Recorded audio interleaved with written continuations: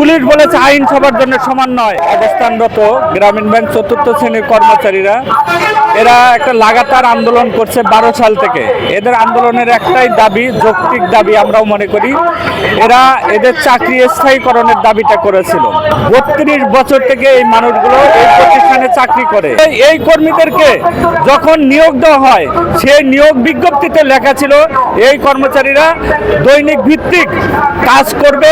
9 মাস অতিবাহিত হলে 9 মাসের মধ্যে যদি তাদেরকে ভালো লাগে তাহলে প্রতিষ্ঠান তাদের পক্ষে একটি রিপোর্ট পেশ করবে কেন্দ্রীয় অফিসে। সেই রিপোর্টের প্রেক্ষিতে এদেরকে তারপরে চাকরি স্থায়ীকরণ করে নেবে। আমরা দেখলাম যে 32 বছরেও এদের চাকরি স্থায়ীকরণ করা হলো না। 12 সালে 18 সালেও তারা রাজপথে এসেছিল।